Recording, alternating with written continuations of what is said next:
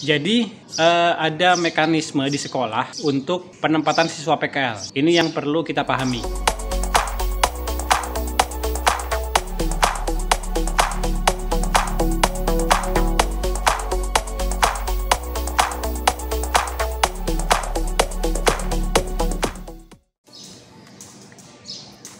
Udah mulai ya?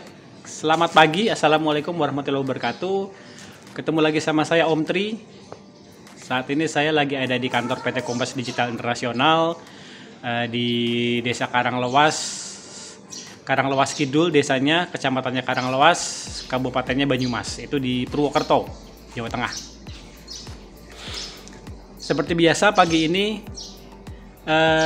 kita akan sharing-sharing terkait dunia per-SMK-an. Nah, ini topik seru nih. Ini mohon maaf kalau misalnya nanti banyak gangguan karena saya lagi di luar kantor, jadi kadang banyak motor yang lewat ya, kendaraan yang lewat. Nggak apa-apa. Gitu. Biar teman-teman jadi tahu aktivitas pagi di PT Kombas itu seperti apa. Oke. Pagi ini kita akan sharing, berbagi soal cara mendapatkan siswa PKL. Mungkin teman-teman banyak yang, kayaknya asik banget ya punya siswa PKL ya Om Tri ya. Memang asik. Tapi gimana caranya di-spill dong? Nah, makanya pagi ini saya akan sharing cara mendapatkan siswa PKL. Jadi buat teman-teman yang belum pernah mengelola siswa PKL jadi tahu caranya. Oke. Jadi ada mekanisme di sekolah untuk penempatan siswa PKL. Ini yang perlu kita pahami. Jadi biasanya sekolah punya dua mekanisme, SMK itu punya dua mekanisme soal penempatan siswa PKL. Yang pertama, ada sekolah yang kemudian memberikan kebebasan ke siswanya untuk mencari tempat PKL sendiri. Gitu. Jadi si siswa PKL-nya nyari sendiri dunia industrinya. Itu yang pertama.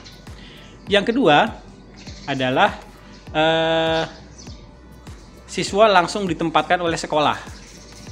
Jadi ini biasanya sekolah kalau sudah kerjasama dengan beberapa dunia industri, kemudian menempatkan siswanya di dunia industri itu. Jadi siswa nggak perlu nyari sendiri.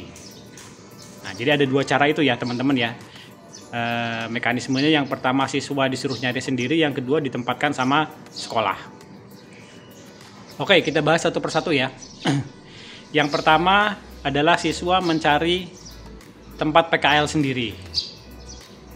Nah, yang perlu kita pahami adalah zaman sekarang orang kalau nyari sesuatu itu di mana? Gitu. Jadi ada siswa PKL nih, ada siswa SMK mau nyari tempat PKL. Mereka belum tahu tempat PKL perusahaan mana saja yang menerima siswa PKL yang gitu. Yang mereka lakukan apa coba? Yang mereka lakukan biasanya adalah buka googling, cari informasi di Google, perusahaan mana saja yang menerima siswa PKL. Biasanya kan kayak gitu, kita kalau misalnya cari informasi, tanyanya sama Mbah Google. Gitu ya. Nah, makanya kita harus memberikan informasi itu di Google, bahwa perusahaan kita, tempat kita itu menerima siswa PKL. Cara yang paling sederhana adalah dengan kita bikin Google Map. Kita bikin Google Map, judulnya adalah tempat PKL SMK, tempat prakerin SMK. Kan di video yang sebelumnya saya sudah sebutkan PKL itu sama dengan prakerin. Kalau PKL itu praktek kerja lapangan, prakerin itu praktek kerja industri. Dua istilah itu dipakai di SMK. Makanya kita pakai itu untuk nama Google Maps-nya kita. Tempat PKL SMK, tempat prakerin SMK. Atau mau lebih spesifik lagi lebih bagus. Tempat PKL SMK jurusan multimedia, tempat PKL SMK jurusan pemasaran, tempat PKL SMK jurusan tata boga. Nah, itu teman-teman bikinin Google Maps-nya sendiri-sendiri. Jadi ketika ada siswa SMK yang nyari tempat PKL, dia googling, nanti tempat kita yang muncul. Nah, cara paling sederhananya seperti itu. Itu yang pertama. Yang kedua juga kita juga bisa kasih informasi di sosial media. Jadi bikin postingan di Facebook, di YouTube, di Instagram.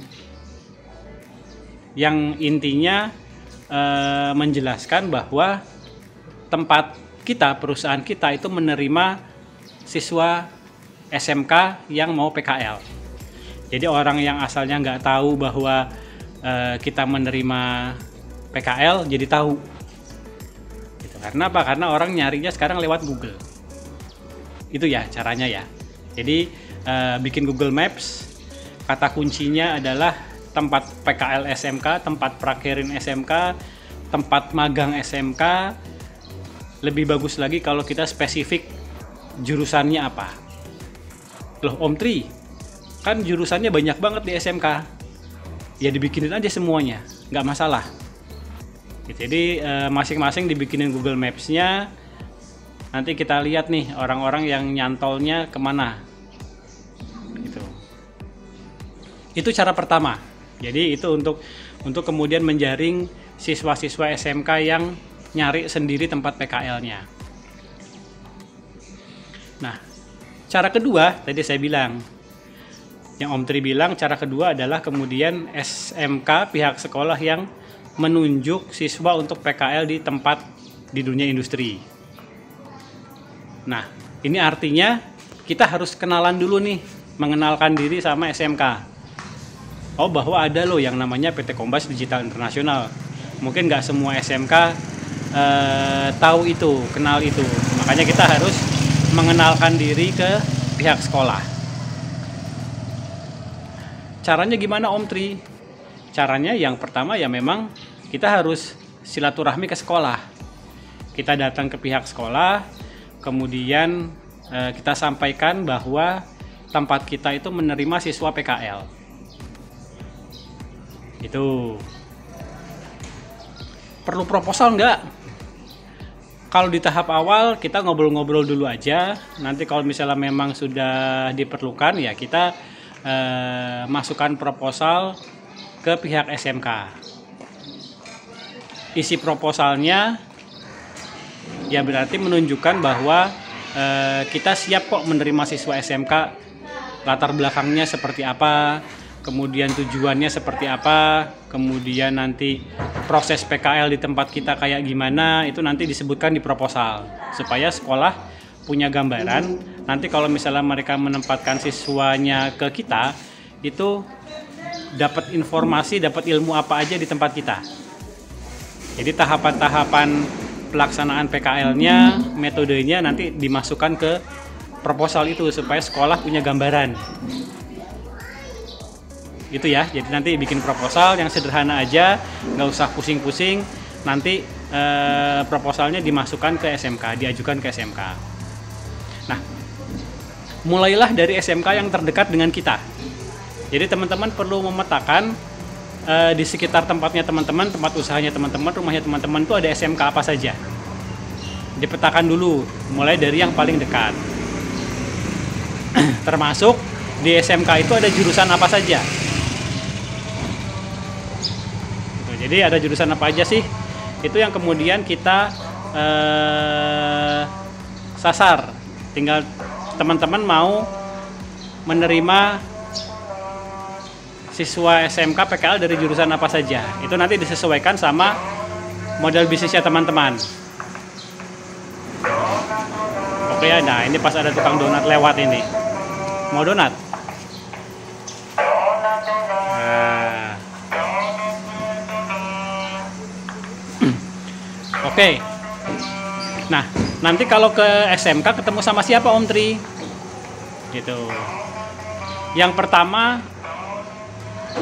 ketemu sama gurunya. Jadi kalau misalnya teman-teman punya kenalan guru SMK, yaitu yang dihubungi dulu, janjian dulu. Gitu. Jadi tadi yang pertama ya, petakan dulu SMK yang dekat dengan tempat tinggal kalian. Terus yang kedua, cari informasi di sekolah itu ada jurusan apa saja. Pilih yang kemudian cocok dengan bisnisnya teman-teman. Itu yang kedua. Yang ketiga, coba cari mungkin teman-teman punya kenalan, saudara, tetangga yang jadi guru SMK. Nah, itu juga bisa jadi entry point, jalan masuk untuk kita ke sekolah. Kan udah ada orang dalam nih, udah ada kenalan nih. Nah, itu yang kita jadikan yang akan mempermudah kita untuk bikin janji dengan pihak sekolah. Gitu. Nah, nanti janjiannya sama siapa? Janjiannya paling ideal sih ada dua. Yang pertama sama ketua jurusannya, ketua prodinya. Yang kedua sama wakahumas. Gitu. Nah, dua ini yang memang paling berwenang.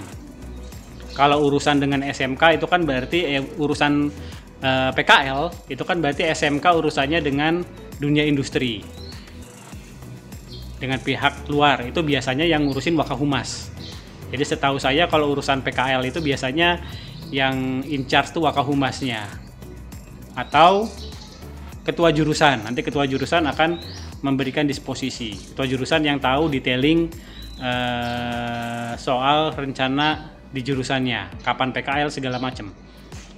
Jadi teman-teman cari informasi soal itu ya. Yang pertama ya tadi petakan di sekitar tempat kalian itu ada SMK apa saja.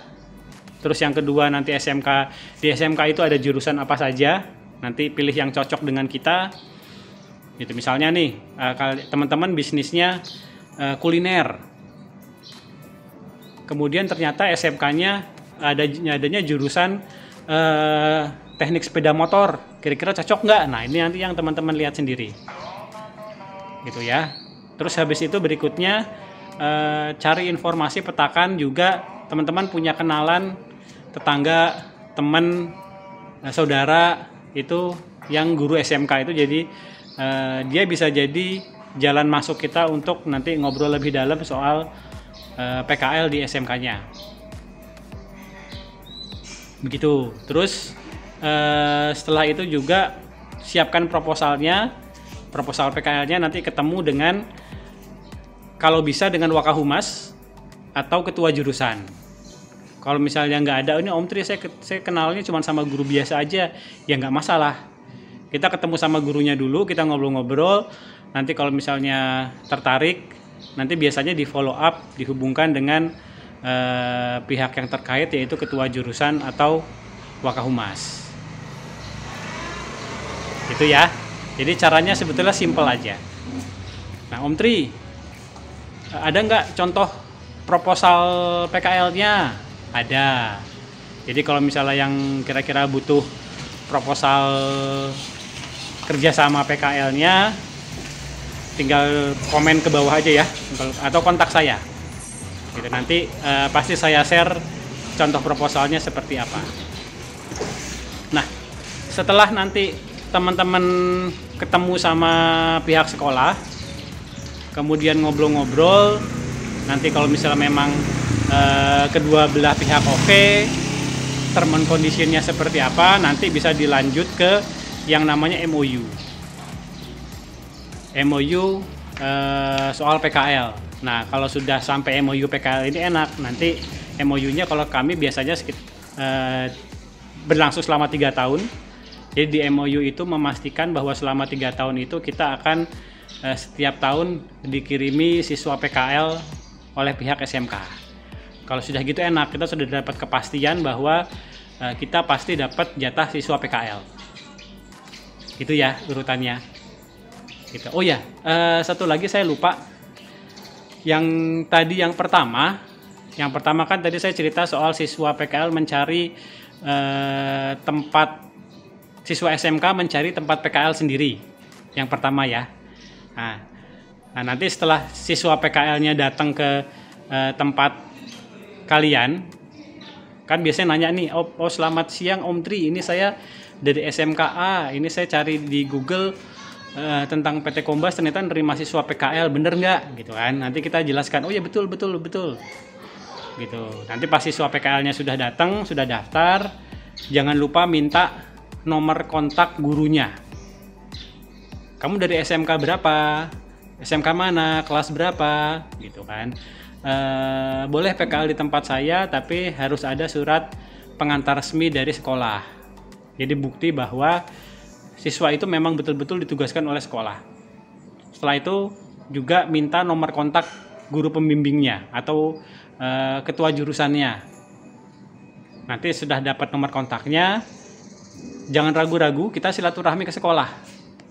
Kita silaturahmi ke sekolah, dan tadi sambil bawa proposal PKL-nya disampaikan ke sekolah. Gitu. Targetnya memang sampai kemudian kita bisa bikin MOU dengan pihak sekolah untuk tempat kita memang dipercaya, diberi amanah untuk menerima siswa PKL. Kalau sudah gitu enak, jadi kita dipastikan dapat jatah anak PKL setiap tahunnya. Oke, mungkin itu saja sekilas soal cara mendapatkan siswa PKL. Jadi ada dua ya teman-teman ya, cara mendapatkan siswa PKL. Ada dua, yang pertama siswa SMK mencari tempat PKL sendiri, yang kedua penunjukan dari sekolah.